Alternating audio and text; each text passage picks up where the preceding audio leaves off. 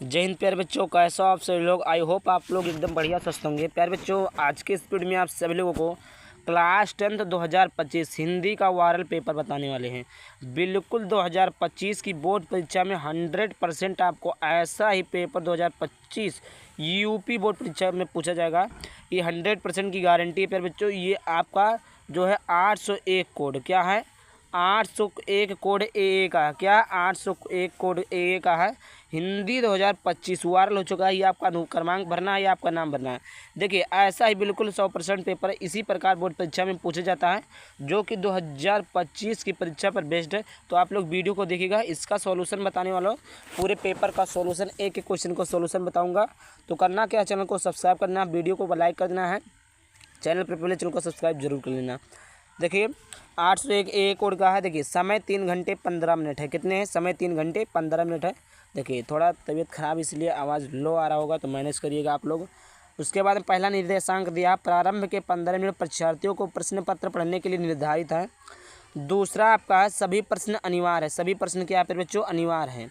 मतलब सभी प्रश्नों को आपको हर हाल में करना है, मतलब छोड़ना नहीं है। कुछ ना कुछ आपको बोर्ड परीक्षा में लिख कर ही आना, अगर आपको नहीं आता है फिर भी। तीसरा है, यह प्रश्न 2 खंडों में विभाजित है, आ तथा बा। अब देखिए, मैं बता दूं आ और बा कैसे विभाजित है। ये आपका खंड आ हो जाएगा और ये आपका खंड बा हो जाएगा। अब देखिए, जो आपका खंड आ रहता है, खंड आ में आपका 20 नंबर का रहेगा। कितने नंबर का रहेगा? खंड आ में आपका 20 नंबर रहेगा, जो आपको OMR सीट में भरना रहेगा। खंड बा में आपका 50 नंबर का रहेगा, जो कि आपको कॉपी में लिखना रहेगा। कहाँ लिखना रहेगा? कॉपी। अर्थात समझ में आ गया कि खंड आ क्या है, खंड बा क्या है। खंड आ में 20 नंबर के बहुविकल्पीय प्रश्न रहेंगे, जो कि आपको OMR सीट में लिखाना है। देखिए, यहाँ पर लिखा हुआ है कि खंड आ में 1 से 20 बहुविकल्पीय प्रश्न हैं, जिनके सही उत्तर OMR उत्तर पत्रिका पर नीले अथवा काले बाल पॉइंट कलम से सही विकल्प वाले गोले को पूर्ण रूप से काला करके चिन्हित करना है। और देखिए, ये क्या है, चिन्हित क्या करना है, कैसे OMR सीट भरना है। आप लोगों को वीडियो के डिस्क्रिप्शन में वहाँ पर एक वीडियो का लिंक दिया होगा।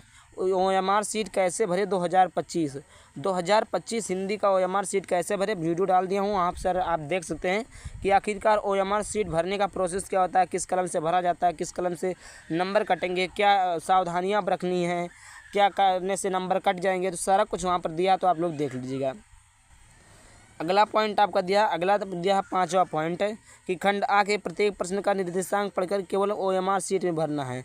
देखिए, आपको खंड आ में जितने भी प्रश्न दिए रहेंगे, उनको पढ़कर आपको OMR सीट में भरना। बहुत सारे बच्चे क्या होते हैं कि OMR सीट में भरते हैं और कॉपी में भी भर देते हैं, और कभी कभी OMR सीट में भरते हैं और कॉपी में नहीं भरते हैं, तो सही है। लेकिन OMR सीट में नहीं भरेंगे, कॉपी में भर देंगे तो गलत हो जाएगा। कॉपी में नहीं भरना, आपको केवल OMR सीट में ही भरना है। अगला है, प्रश्न के अंक उनके सम्मुख दिए गए, मतलब कौन सा प्रश्न कितने नंबर का है उसके सामने दिया हुआ है। आगे लिखा है, खंड बा में 50 अंक के वर्णात्मक प्रश्न, जो कि आपको कॉपी में लिखना बता दिया हमने। खंड बा में सभी प्रश्नों के उत्तर एक ही साथ लिखे, एक साथ ही करे। मतलब खंड बा में जितने भी प्रश्न हैं उनको एक साथ करें, नहीं पहला तब पाँचवा तब छठवां तब दूसरा तब तीसरा। इस प्रकार एग्जामिनर कंफ्यूज हो जाता है, जिससे आपको नंबर कटने के चांसेस हो जाते हैं। प्रथम प्रश्न से आरंभ कीजिए और अंतिम प्रश्न तक कीजिए। अब आइए स्टार्ट करते हैं। देखिए, यहाँ पर देखिए, पहला क्वेश्चन देखिएगा। पहला क्वेश्चन दिया है कि निम्न से शुक्ल युग के लेखक क्या है, निम्न में से शुक्ल युग के लेखक है। तो निम्न में से शुक्ल युग के लेखक कौन है? पहला है महावीर प्रसाद द्विवेदी। कौन है? पहला आपके हैं महावीर प्रसाद द्विवेदी, दूसरा है प्रेमचंद, तीसरा है गिरधर दास, चौथा प्रताप नारायण मिश्र। तो इसका सही ऑप्शन हो जाएगा ऑप्शन नंबर बी, प्रेमचंद्र। इसका ऑप्शन नंबर बी सही। देखिए, रहा आपका पहला क्वेश्चन। देखिए, दूसरा देखिए दिया है कि कफन व पूस की रात कहानी के लेखक, कफन व पूस की रात कहानी के लेखक कौन है? तो यहाँ पर पहला आपका जयशंकर प्रसाद, दूसरा प्रेमचंद्र, तीसरा सुदर्शन और चौथा है यशपाल। तो देखिए, इसका जो सही ऑप्शन हो जाएगा वो हो जाएगा ऑप्शन नंबर 20 करेक्ट, प्रेमचंद्र। कौन हो जाएंगे? प्रेमचंद्र हो जाएगा, ऑप्शन नंबर 20 करेक्ट। तीसरा आपका है सिंदूर की होली के नाटककार, सिंदूर की होली के नाटककार है पहला जयशंकर प्रसाद, दूसरा राम कुमार वर्मा, तीसरा लक्ष्मी नारायण मिश्र, चौथा हरिकृष्ण प्रेमी। तो देखिए, इसका जो सही ऑप्शन हो जाएगा option number C is correct, Lakshmi Narayan Mishra. आगे देखते हैं चौथा क्वेश्चन। एक एक से सभी क्वेश्चन को देखेंगे। चौथा आपका दिया है रस में 25 मास यात्रावृत्त के लेखक हैं डॉक्टर नगेंद्र, बी है आपका प्रभाकर माचवे, सी आपका रामवृक्ष बेनीपुरी और डी आपका राहुल सांकृत्यान। तो देखिए इसका जो सही ऑप्शन हो जाए ऑप्शन नंबर डी राहुल सांकृत्यान। उसके बाद में देखिए पांचवा प्रश्न आपका है बाजे पायलिया के घुंघरू के लेखक कौन है। बाजे पायलिया घुंघरू के लेखक कौन है। कन्हैया लाल मिश्र प्रभाकर, दूसरा है देवेंद्र सत्यार्थी, तीसरा माखन लाल चतुर्वेदी और चौथा आपका रामवृक्ष बेनीपुरी। तो देखिए इसका जो सही ऑप्शन हो जाएगा ऑप्शन नंबर ए। ऑप्शन नंबर ए सही हो जाएगा। कौन है कन्हैया लाल मिश्र प्रभाकर। आगे देखते हैं अगला क्वेश्चन। अगला छठवां क्वेश्चन रीतिकाल को अलंकृत काल किस विद्वान ने कहा है। रीतिकाल को अलंकृत विद्वान किसने कहा है। तो पहला विश्वनाथ प्रसाद मिश्र ने, मिश्र बंधुओं ने, रामचंद्र शुक्ल ने, जॉर्ज ग्रेसन ने। तो देखिए इसका जो सही ऑप्शन हो जाएगा ऑप्शन नंबर बी हो जाएगा। कौन सा हो जाएगा ऑप्शन नंबर बी मिश्र बंधुओं ने। कौन हो जाएगा मिश्र बंधुओं ने। और पांचवा का ए सही है आपका, छठवें का बी सही है। सातवां क्वेश्चन देखिए, सातवां क्वेश्चन दिया है निम्नलिखित में से कौन सी कृति रीतिकालीन कवि देव की नहीं है। पहला है कवि प्रिया, दूसरा है भाव विलास, तीसरा है भवानी विलास, चौथा है रस विलास। तो इसका सही ऑप्शन हो जाएगा ऑप्शन नंबर ए हो जाएगा कवि प्रिया। अगले क्वेश्चन की तरफ बढ़ते हैं। अगला क्वेश्चन है आठवां द्विवेदी युग की विशेषता प्रवृत्ति है। तो द्विवेदी युग की क्या है विशेषता प्रवृत्ति है। पहला दिया है यहाँ पर आपका इतिवृत्तात्मकता, श्रृंगार एवं प्रेम, नारी सौंदर्य का चित्रण, इनमें से कोई नहीं। तो इसका सही ऑप्शन हो जाए ऑप्शन नंबर ए इतिवृत्तात्मकता। 9वां नंबर का प्रश्न 1943 ईस्वी में प्रकाशित तारा सप्तक का संपादन किसने किया। रामविलास वर्मा ने, सच्चिदानंद हीरानंद वात्स्यायन अज्ञेय, प्रभाकर माचवे, गिरिजा कुमार माथुर। तो देखिए इसका जो सही ऑप्शन हो जाए ऑप्शन नंबर बी सच्चिदानंद हीरानंद वात्स्यायन अज्ञेय। 10वां नंबर का प्रश्न देखिए राम की शक्ति पूजा व कुकुरमुत्ता किसकी रचना है। सूर्यकांत त्रिपाठी निराला, जयशंकर प्रसाद, राम नरेश त्रिपाठी, महादेवी वर्मा।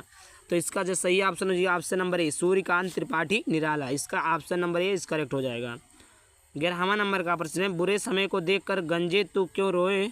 कि बुरे समय को देखकर गंजे तू क्यों रोए, किसी भी हालत में तेरा बाल न बाका होए। उपयुक्त में से कौन सा रस है। तो देखिए उपयुक्त में से कौन सा रस है आपका। तो देखिए इसमें हंसने वाली बात है। बुरे समय को देखकर गंजे तू क्यों रोए, तो हंसने वाली बात है। तो वीर रस नहीं, करुण रस नहीं, श्रृंगार हंसने तो हास्य रस। अगला नंबर का प्रश्न है 12वां उस काल मारे क्रोध के तन कांपने उनका लगा, मानो हवा के वेग से सोता हुआ सागर जगा। उपयुक्त में से कौन सा अलंकार है। पहला उपमा अलंकार, दूसरा रूपक अलंकार, तीसरा उत्प्रेक्षा अलंकार, चौथा श्लेष अलंकार। तो देखिए इसका सही ऑप्शन हो जाएगा ऑप्शन नंबर सी हो जाएगा उत्प्रेक्षा अलंकार इज राइट ऑप्शन। उत्प्रेक्षा अलंकार इज राइट ऑप्शन हो जाएगा।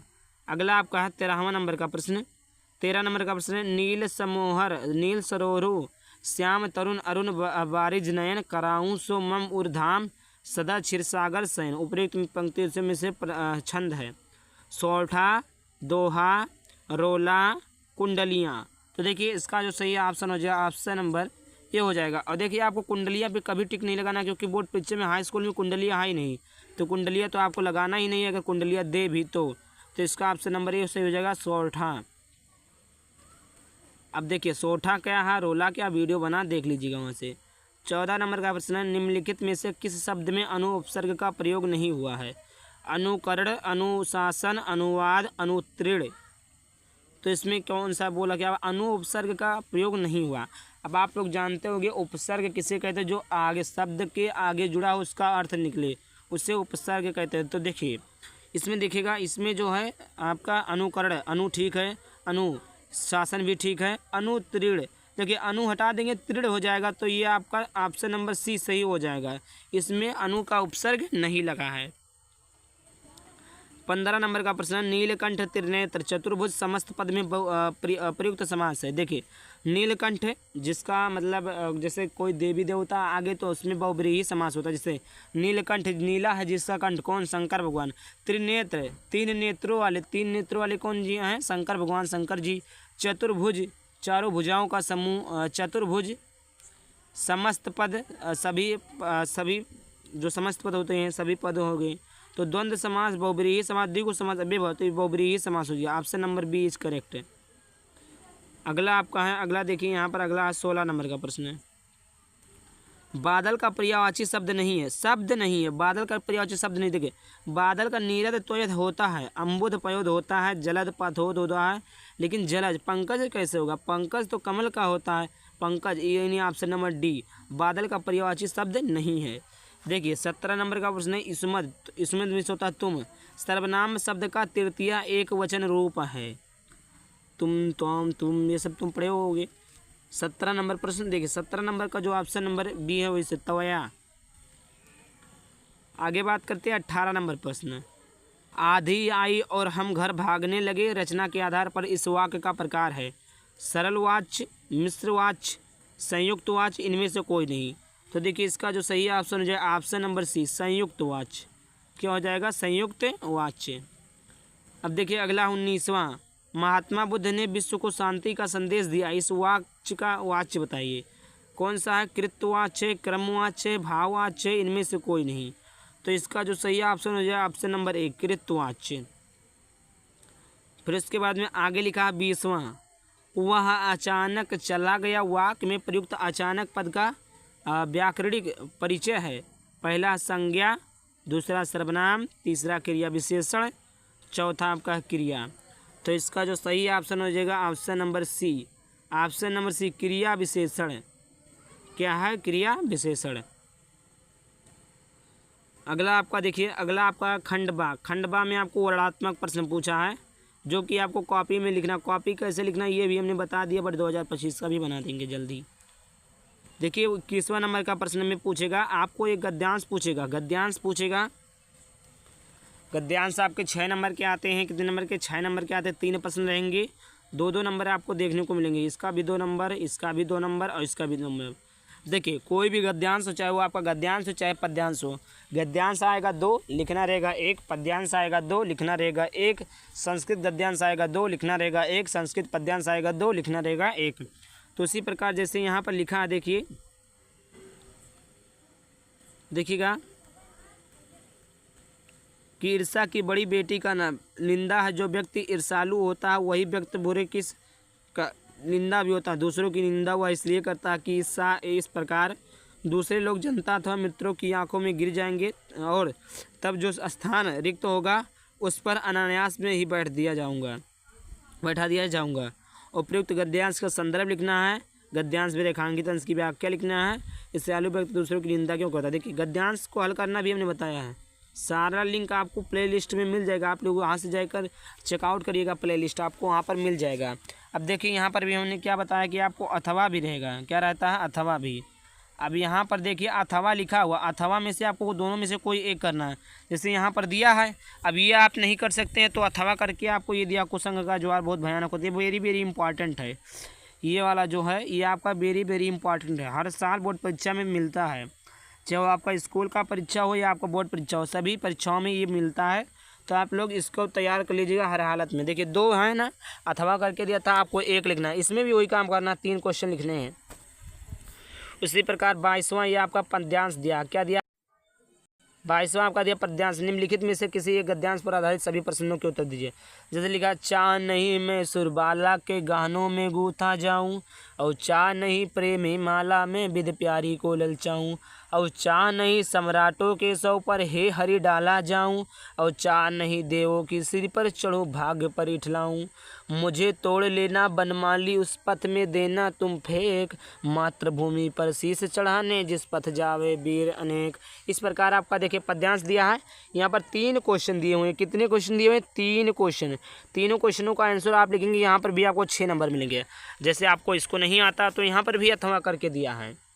जैसे देखिए ये आपका अथवा दिया, अथवा करके आप इसको भी लिख सकते हैं। जैसे देखिए ओदो जाऊँ तुम ही हम जाने, श्याम तुम ही हाँ क्यों नहीं पठयो तुम हो बीच भुलाने, और बरज नारिन सो जोग कहत हो बात कहत न लजाने, बड़े लोग न विवेक तुम्हारे ऐसे भय भय आने, हम सो कहीं लई हम सही के जिए गुनि लेहु सायने, औ कहा भला कहा दशा दिगंबर मस्ट करो पहचाने, साच कहो तुमको अपनी सो बुझति बात निधाने, सूर्य श्याम जब तुम ही पठायो तब न कहूँ मुस्काने।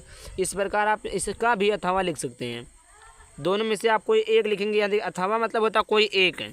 और यहाँ पर भी देखिए वैसे 3 प्रश्न दिए होंगे, 3 प्रश्न दिए रहेंगे, कोई एक लिखना है, सॉरी तीनों प्रश्नों का उत्तर लिखना। अब देखिए 23वां प्रश्न है, नीचे दिए गए गद्यांश में से किसी एक संदर्भ सहित अनुवाद कीजिए।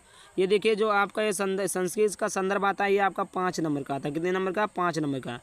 इसको आपको गद्यांश संदर्भ लिखना है और आपको व्याख्या कर अनुवाद लिखना है। जैसे वाराणसी दिया है ना, तो ये किस पाठ से? प्रस्तुत गद्यांश हमारी पाठ्य पुस्तक संस्कृत गद्य खंड में संकलित वाराणसी नामक पाठ से लिया गया है। बस ऐसे आपको 2 नंबर यहाँ पर मिल जाएंगे। व्याख्या लिखेंगे, वाराणसी प्राचीन काले देव गेहे गेहे विद्यालय दिव्यम ज्योति उद्युदति, अधुना यापि अति संस्कृत वाग्धरा सत्यम सत्यम प्रवाहित जनानां ज्ञानश्च वर्धते, अन्य अनेकाचार मूर्धन्य विद्वांस वैदिक वांगमय अध्ययन अध्यापने चाइदानी निरता, न केवलम भारतीय अपितु वैदेशिका गिरवाणीयम अध्ययनम अत्र गच्छन्त निःशुल्कम च विद्यम ग्रहण। इस प्रकार जैसे वाराणसी प्राचीन नगरी है जो सभी के घर में विद्या की ज्योति जलती है। आज भी वहाँ पर संस्कृत की वाणी या संस्कृति की धारा सतत प्रवाही मतलब निरंतर बहती रहती है। आपको ऐसे प्रकार बहुत ही सरल वाक्य आप लोग पढ़ लीजिएगा, अथवा करके आप इसको लिख सकते हैं। यहाँ पर देखिए यदि आपका अथवा करके क्या है, अथवा करके आपको इसको लिख लेना है, दोनों में से कोई सी एक को लिखना है। अब देखिए 24वां नंबर का प्रश्न है। 24वां नंबर का प्रश्न है, नीचे दिए गए संस्कृत पद्यांश में से किसी एक का संदर्भ सहित हिंदी में अनुवाद कीजिए। अब देखिए ये क्या था, ये आपका था संस्कृत का गद्यांश था। अब जो 2 लाइन में आता है वो संस्कृत का पद्यांश रहता है। पहला देखिए पद्यांश है कि सारथम प्रवस्तो मित्रम किस्बिन मित्रम गृहे सतः अतुरस चा किम मित्रम किस्बिन मित्रम मरिष्यत। देखिए ये वाला जो श्लोक है, ये चैप्टर के श्लोक में से कोई एक क्वेश्चन आता है। मैं जब पढ़ रहा था तभी आया था। अथवा देखिए है ये आपको श्लोक में दे देगा। श्लोक अपने पठित देखिए यहाँ पर लिखा ना, अपने पठित खंड का के आधार पर निम्नलिखित प्रश्नों किसी एक का श्लोक लिखिए। तो आप कोई भी लिख सकते हैं कि बंधनम मरणम वापी जयो वापी पराजयो उभयत्र समो वीरा वीर भाव ही वीरता, या एक है मंगलम मरणम यत्र विभूति यत्र विभूषणम काशी केनो उपमायते। यह आपका वाराणसी चैप्टर से, यह आपका ये भी है। तो आपको एक श्लोक आपको यहाँ से लिखना है जो कि इसमें ना आया हो। अब देखिए 25वां नंबर प्रश्न। 25वां प्रश्न, अपने पठित खंड काव्य के आधार पर निम्नलिखित प्रश्नों में से किसी का एक प्रश्न का उत्तर दीजिए। का देखिए यहाँ पर किसी अपने खंड, जैसे जिला वाइज होता है, बस्ती, गोंडा, बलरामपुर, प्रयागराज, इलाहाबाद, अलग अलग जिले वाइज के हिसाब से तो अलग अलग यहाँ पर खंड का आप लिखना। जैसे जो जीवाहर जो है वो आपका गोंडा जिले में पड़ता है। तो आप लोग अपने खंड का अपने जिले वाइज के साथ देख लीजिएगा और कमेंट कीजिएगा कि आप लोग किस जिले से प्रोवाइड कर दूंगा। 26वां नंबर का प्रश्न है। 26वां का कहा, दिए गए लेखकों में से किसी एक लेखक का जीवन परिचय देते हुए उनकी प्रमुख रचना का उल्लेख कीजिए। बोर्ड परीक्षा में 3 आएगा, कोई एक ही लिखना रहता है। जैसे देखिए डॉक्टर राजेंद्र प्रसाद, आचार्य रामचंद्र शुक्ल, पद्मलाल, पुन्नालाल बख्शी, रामधारी सिंह दिनकर, इसको हटा दीजिए आप, यही 3 याद कर लीजिएगा, आपको बोर्ड परीक्षा में पक्का मिल जाएगा। चाहे आचार्य रामचंद्र शुक्ल का, डॉक्टर राजेंद्र प्रसाद का और जयशंकर प्रसाद का, तीनों को याद कर लेंगे, आपको तो कोई एक 100% गारंटी की मिल जाएगा। खा नंबर का प्रश्न है, दिए गए कवियों में से किसी एक, अब देखिए वो उधर क्या था, लेखक था, इधर क्या है, कवि है। 5 नंबर का आता है जीवन परिचय। मैथिली शरण गुप्त, बिहारी लाल महाकवि, सूरदास, सुभद्रा कुमारी चौहान। अब देखिए आप 3 तैयार कर लीजिए, इसमें से भी आ जाएगा। कौन कौन सा? मैथिली शरण गुप्त का मत तैयार करिए, सूरदास का तैयार कर लीजिए, तुलसीदास का तैयार कर लीजिए, और आप एक महादेवी वर्मा का जीवन परिचय तैयार कर सकते हैं। तीनों जीवन परिचय बहुत ही इंपॉर्टेंट है और तीनों जीवन परिचय आने की संभावना है। यहाँ पर देखिए श्लोक यहाँ था, अपने पाठ्य पुस्तक के संस्कृत खंड से कंठस्थ एक श्लोक लीजिए जो प्रश्न पत्र में ना आया हो। वही जो हमने बताया कि वहाँ पर जो ना आया होगा वही एक लिख लेना। ये आपका 2 नंबर का होता है। अपने विद्यालय के पुस्तकालय में हिंदी की पुस्तक एवं पत्र पत्रिकाओं का अभाव, इन्हें मांगने का अनुरोध करते हुए अपने विद्यालय के प्रधानाचार्य को पत्र लिखिए। आपकी बार ये 5 नंबर का कर दिया है। अखिल भारतीय वाद विवाद प्रतियोगिता में दोनों में से किसी एक का आपको क्या लिखना है? आपको लिखना है एप्लीकेशन, प्रार्थना पत्र। 29वां नंबर का प्रश्न आपका है, देखिए 29वां, निम्नलिखित में से किन्हीं दो प्रश्नों के उत्तर संस्कृत में दीजिए। चंद्रशेखरा का आसीत, चंद्रशेखर कौन है? वीर किसके द्वारा? वीरा केन पूजते, वीरा वीरणे पूजते, वीर किसके द्वारा पूजा जाता है? वीर वीर के द्वारा पूजा जाता है। वाराणसी नगरी का नद्या कोले स्थित, वाराणसी नगरी नदी, वाराणसी जो नदी है कहाँ स्थित है?